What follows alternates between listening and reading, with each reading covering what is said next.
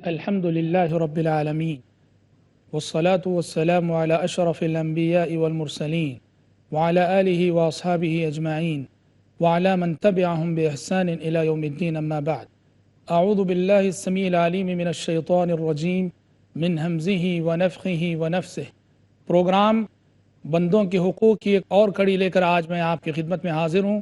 آج کا ہمارا عنوان ہے بہنوں کے حقوق۔ انسان پر زندگی میں جن رشتہ داروں کے حقوق عائد ہوتے ہیں ان میں سر فہرست والدین کے بعد بہنیں آتی ہیں۔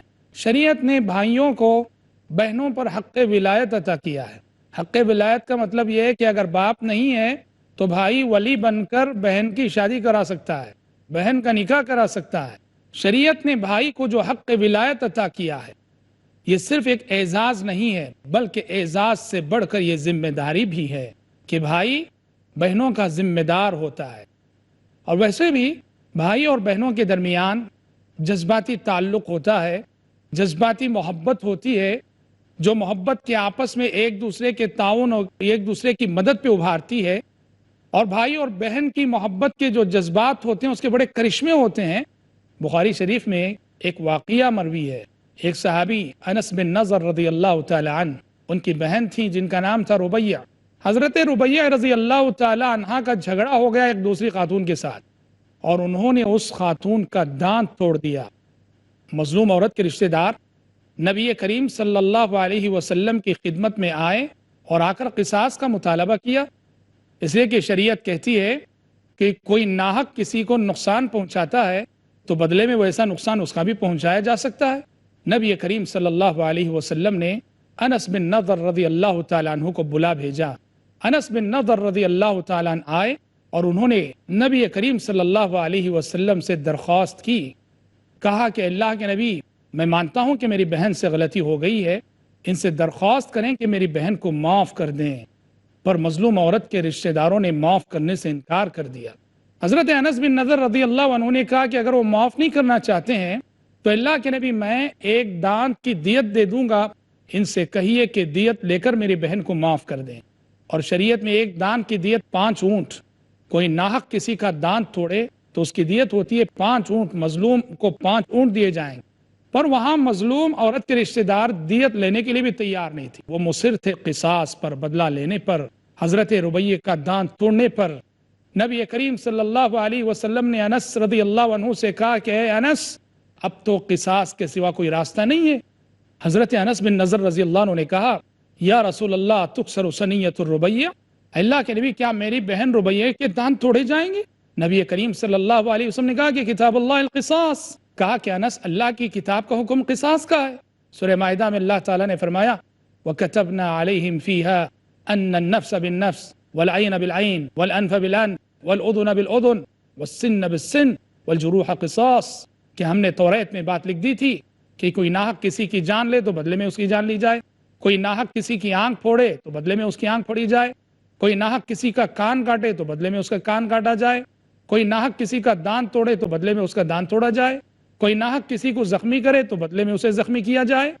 اس آیت کا حوالہ پیارے نبی نے دیا تو انس بن نضر رضی اللہ تعالی عنہ جو بہن کی محبت کے جذبات سے سرشار تھے، انہوں نے کہا کہ لا والذی بعثک بالحق لا تکسر ثنیۃ الربیہ، کہا کہ نہیں اللہ کے نبی، قسم ہے اس ذات کی جس نے آپ کو پیغام حق کے ساتھ بھیجا ہے، آج میری بہن ربیہ کا دانت نہیں توڑا جائے گا۔ وہ نبی کریم صلی اللہ علیہ وسلم کی نافرمانی نہیں کر رہے تھے، بس بہن کی محبت کے جذبات سے سرشار تھے، جذبات غالب آ چکے تھے۔ تو جیسے ہی حضرت انس بن نضر رضی اللہ عنہ نے قسم کھائی اور کہا کہ اللہ کی قسم آج میری بہن ربیہ کا دانت نہیں توڑا جائے گا، ادھر مظلوم عورت کے رشتہ داروں نے کہا اے اللہ کے نبی ہم نے انہیں معاف کر دیا۔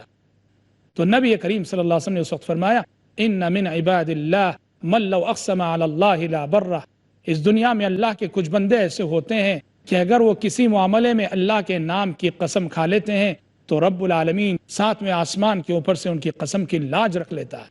جو لوگ ابھی تھوڑی دیر پہلے نبی کی درخواست پر معاف کرنے کے لیے تیار نہ تھے، انہوں نے فوراً کہا کہ اللہ کے نبی ہم نے انہیں معاف کر دیا۔ یہ دیکھو، یہ حضرت ربیہ کا دانت ٹوٹنے سے بچ گیا، بھائی اور بہن کی محبت جو اللہ کے یہاں مقبول ہو گئی، منظور ہو گئی، اور اللہ تعالیٰ نے حضرت انس بن نضر کے جذبات کا، رب العالمین نے سبحان اللہ ان کے جذبات کی قدر کر لی۔ مگر جس دور میں ہم نے آنکھ کھولی ہے اور جن حالات سے ہم گزر رہے ہیں، یہ وہ دور ہے جہاں رشتے اپنا تقدس کھو چکے ہیں، جہاں رشتے اپنا احترام کھو چکے ہیں۔ چنانچہ بھائی اور بہن کا رشتہ بھی ایک ایسا ہی رشتہ ہے کہ ماضی میں بھائی اور بہن میں جو الفت، محبت، چاہت نظر آتی تھی، موجودہ دور میں یقیناً اس کے اندر بڑی کمی ہے۔ بھائی اور بہنوں میں بڑی دوریاں نظر آتی ہیں، بہن اور بہن میں بڑی مسافتیں نظر آتی ہیں، اور عام طور پر لوگوں کا تاثر یہ ہے کہ بھائی بہنوں کے حق میں بدلتے ہیں تو شادی کے بعد، جب بھائی کی شادی ہو جاتی ہے تو بھائی بہنوں کے حق میں بدل جاتا ہے۔ وہ شادی سے پہلے کچھ اور تھا، شادی کے بعد کچھ اور ہے، اور اس میں کافی حد تک واقعیت بھی ہے اور حقیقت بھی ہے۔ شادی کے بعد بھائی کو ملنے والی بیوی اگر اچھے مزاج کی نہ ہو، ملنسار مزاج کی نہ ہو، وہ کوشش کرتی ہے کہ اپنے شوہر کو کسی طرح اس کی بہنوں سے کاٹا جائے۔ بھائی اپنی بہنوں کی مدد کر رہا ہے، اس کی بیوی سے دیکھا نہیں جاتا کہ اس کا شوہر اپنی بہنوں کی مدد کرے، اور یہ ہمارے معاشرے کا ایک ظلم ہے۔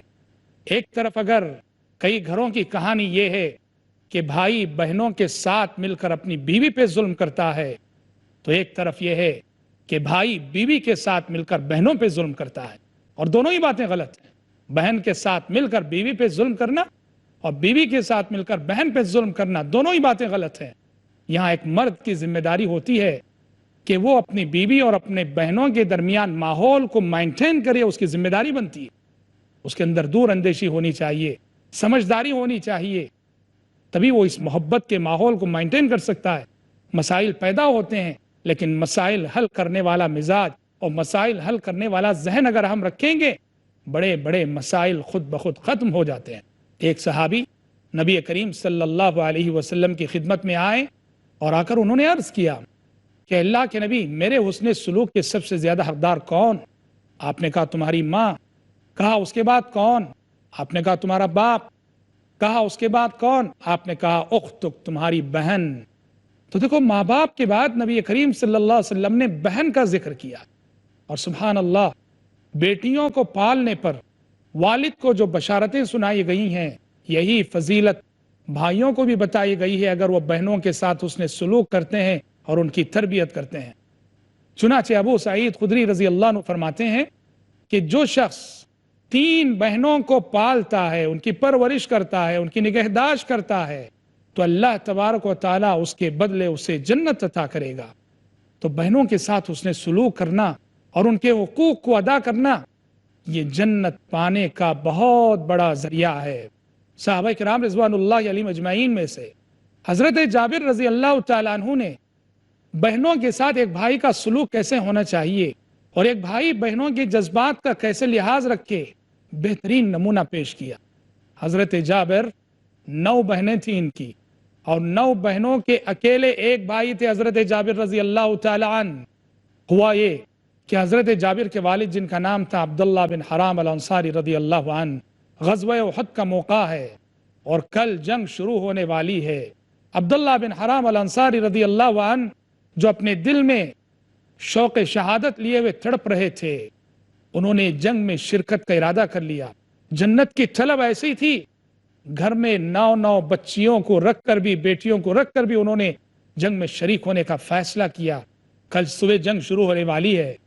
آج عبداللہ بن حرام الانصاری اپنے بیٹے جابر کو بلاتے ہیں، بلا کے کہتے ہیں بیٹے جابر، دیکھو کل صبح جنگ شروع ہو رہی ہے اور میں جنگ میں جہاد میں شریک ہونے کے لیے جا رہا ہوں، اور مجھے امید ہے کہ کل سب سے پہلے جام شہادت میں نوش کروں گا، لہٰذا جابر میری وصیت ہے اپنی 9 بہنوں کا خیال رکھنا، ان کے حقوق کو نبھا کے چلنا زندگی میں۔ اللہ اکبر۔ دوسرے دن جب جنگ شروع ہوئی، عبداللہ بن حرام الانصاری رضی اللہ عنہ جنگ میں شریک ہوئے، اور جیسے انہوں نے ایک دن پہلے کہا تھا کہ سب سے پہلے جام شہادت میں نوش کروں گا، سب سے پہلے شہید ہونے والے صحابی عبداللہ بن حرام الانصاری رضی اللہ عنہ تھے۔ یہی مطلب ہے اللہ تعالیٰ کے اس فرمان کا، انا عند ظن عبدی بی، میرا بندہ میرے ساتھ جیسا گمان کرتا ہے میں اس کے ساتھ ویسا سلوک کرتا ہوں۔ حضرت عبداللہ بن حرام الانصاری رضی اللہ عنہ کوئی عالم الغیب نہیں تھے کہ ایک دن پہلے انہوں نے بتا دیا کہ کل سب سے پہلے میں جام شہادت نوش کروں گا۔ یہ سچا ارادہ ہے، دل کی سچی نیت ہے، اور بندہ سچا ارادہ کرے اللہ رب العالمین نیتوں کے مطابق بندوں کے ساتھ معاملہ کرتا ہے، اور وہی معاملہ عبداللہ بن حرام الانصاری رضی اللہ عنہ نے کیا تھا۔ وہ شہید ہو گئے اور حضرت جابر رضی اللہ عنہ پر 9 بہنوں کی ذمہ داری آ گئی۔ ویسے بھی باپ بھائی ہونے کی حیثیت سے ذمہ داری رہتی ہی ہے، باپ کی وصیت نے اس ذمہ داری کو دوبالا کر دیا تھا۔ ابھی ہم ایک چھوٹا سا بریک لیتے ہیں، ہمارے ساتھ جڑے رہیں، بہت جلد لوٹیں گے۔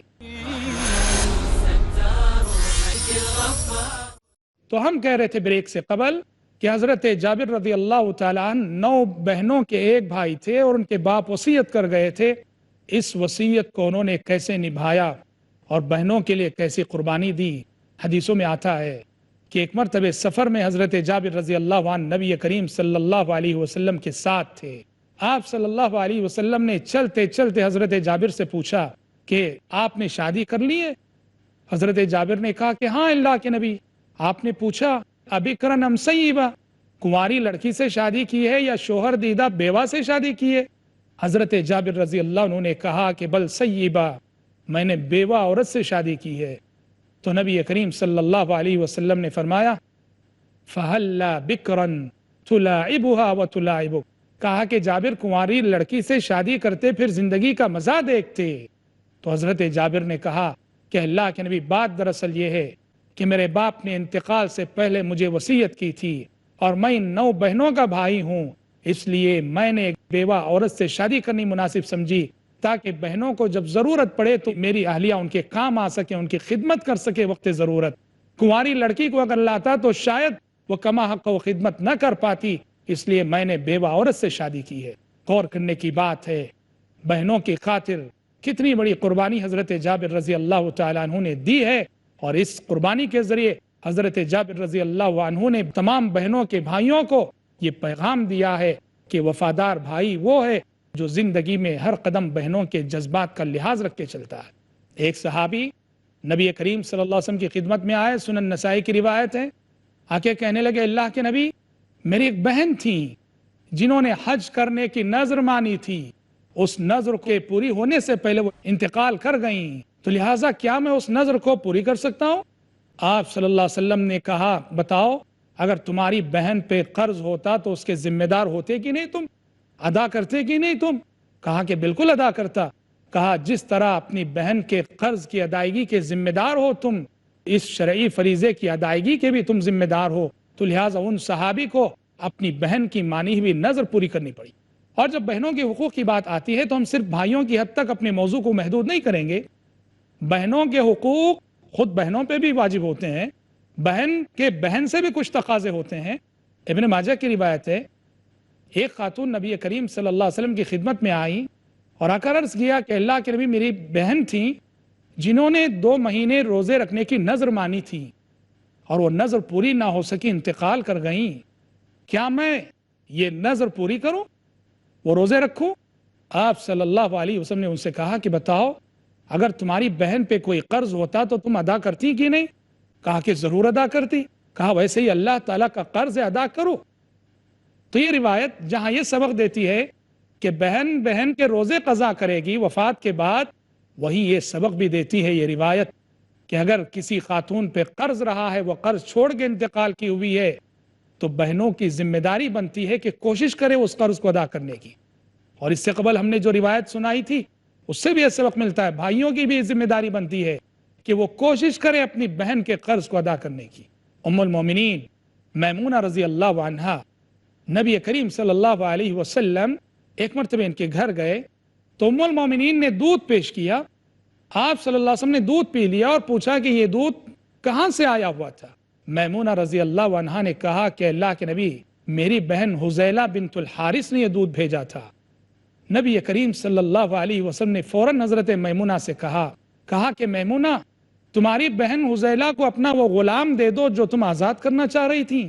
کہا کہ آزاد کرنے کے بجائے اپنی بہن کو ہدیہ کر دو وہ غلام، وصلی رحمکی، اور اپنی بہن کے ساتھ صلہ رحمی کا ثبوت دو۔ سبحان اللہ، کتنی پیاری تعلیمات ہیں۔ آج ہمارے معاشرے میں ایسے مناظر میں دیکھنے کو ملتے ہیں کہ ایک بھائی خوشحال ہو کے جی رہا ہے اور ایک بھائی دانے دانے کو ترس رہا ہے، کوئی خیال نہیں اپنے اس غریب بھائی کا۔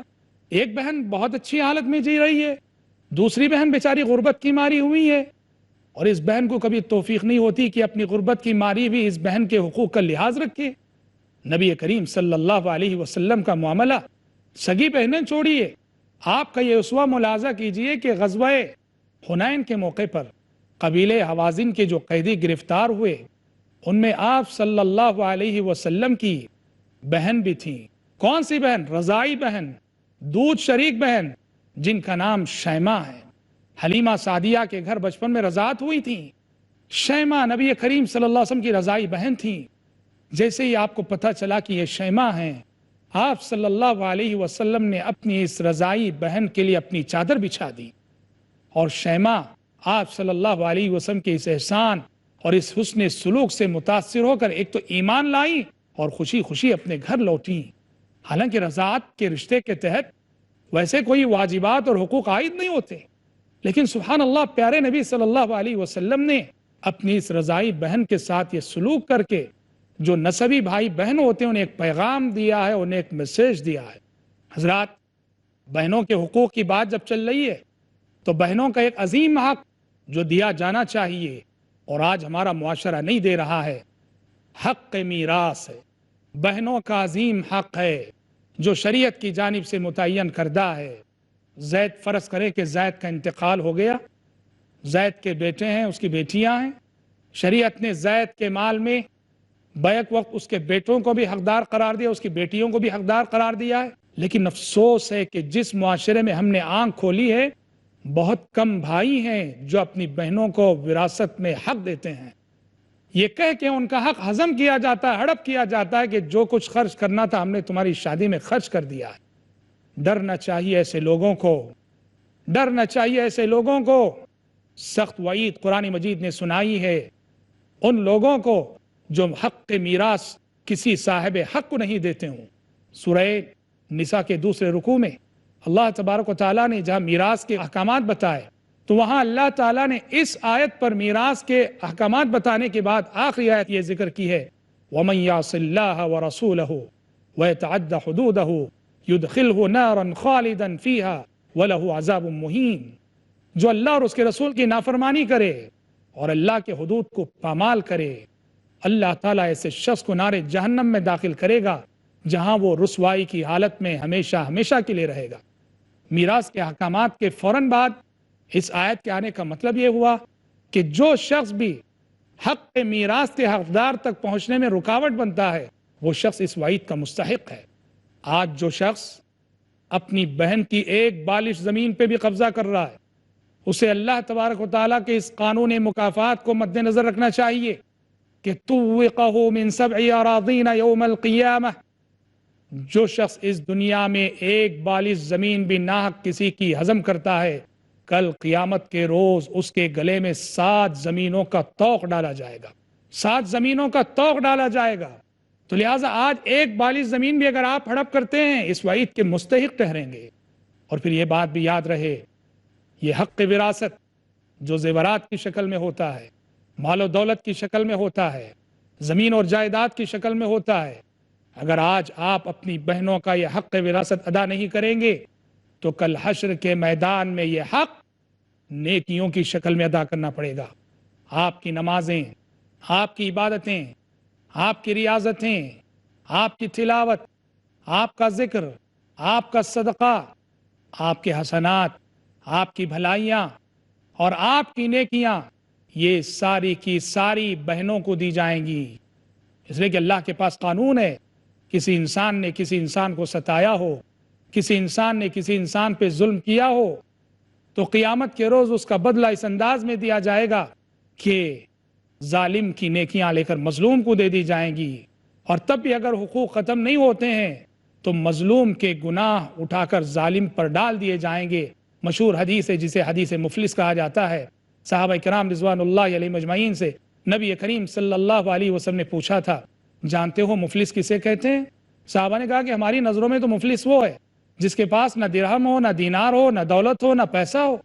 آپ صلی اللہ علیہ وسلم نے کہا کہ مفلس اسے نہیں کہتے، میری امت کے مفلس تو وہ ہیں کہ جو کل قیامت کے روز ڈھیر ساری نیکیاں لے کر آئیں گے، ڈھیر ساری اچھائیاں لے کر آئیں گے، لیکن ساتھ ساتھ بہت سارے لوگوں کو انہوں نے ستایا ہوگا، ظلم کیا ہوگا، بہت سو کے حقوق مارے ہوں گے۔ کل قیامت کے روز اللہ تبارک و تعالیٰ ان کے ساتھ ایسا معاملہ کرے گا کہ ان کی نیکیاں حقداروں کو دے دی جائیں گی، اور تب بھی اگر حقوق باقی رہے تو مظلوموں کے گناہ اس ظالم پر ڈال دیے جائیں گے۔ تو لہٰذا جو بھائی بہنوں کو حق میراث سے محروم کر کے ظلم کرتے ہیں، انہیں ڈرنا چاہیے کہ کہیں کل قیامت کے روز انہیں یہ مہنگی قیمت چکانی نہ پڑ جائے۔ حضرات، ایک مسلمان ذمہ دار مسلمان ہونے کی حیثیت سے رب العالمین کے حضور جواب دہی کا احساس اگر اس کے اندر موجود ہو، وہ حطام دنیا کے لیے، دنیا کی حقیر سی دولت کے لیے، دنیا کی اس حقیر سی متاع کے لیے کبھی وہ اپنی آخرت کا سودا نہیں کرتا، کبھی وہ اپنی آخرت کو بگاڑتا نہیں ہے۔ مسلمان آخرت بنانے کے لیے، ایک مومن دنیا کو قربان کرتا ہے۔ یہ رویہ غلط ہے کہ دنیا بنانے کے لیے ہم آخرت کو قربان کریں اور آخرت کو بگاڑیں۔ جو آج کتنے بھائی ہیں جو اسی روش پہ چل رہے ہیں کہ حطام دنیا کے لیے، دنیا کی عارضی ساز و سامان کے لیے اپنی بہنوں پہ ظلم کر کے اپنی آخرت کو بگاڑ رہے ہیں۔ انہیں ڈرنا چاہیے رب العالمین سے اور اس کی گرفت سے۔ دعا ہے اللہ تعالیٰ سے کہ رب العالمین ہمیں ایسے ستم سے، ایسے ظلم سے بچائے۔ اللہم آمین، وآخر دعوانا الحمد للہ رب العالمین۔ أرجو رضاك يا الله